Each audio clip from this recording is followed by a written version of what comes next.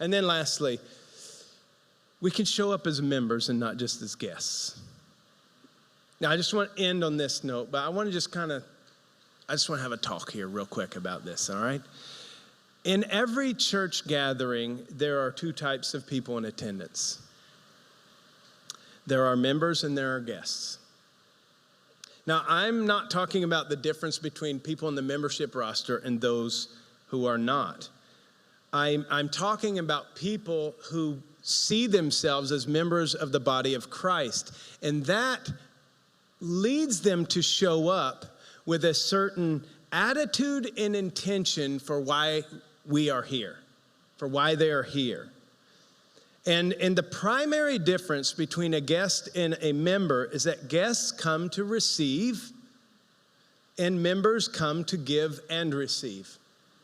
That's it.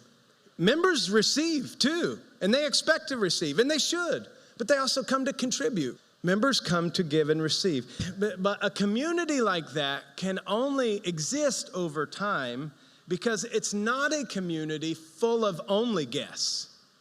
If everyone comes as a guest, no one ends up receiving, right? Because everyone comes just to consume.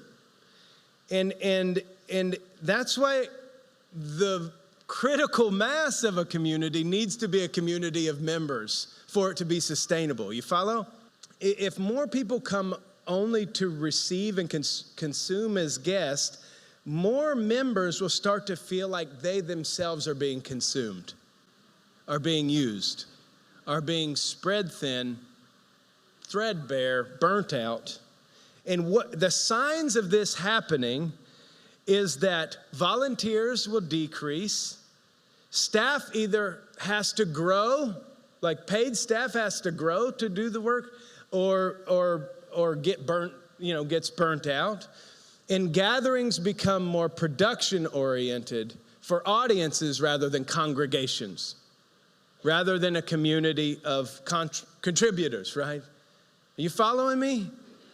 Okay, and when that happens, you start to see churches bending over backwards to keep people in the doors and accommodating and enabling a passive culture of Christianity, where it's just about getting you in the door so we can get your tithe from you and communicating to you that there's actually nothing special about this gathering and what it represents. And so you can be about your merry way and continue in a consumer culture on the outside that you've just left on the inside.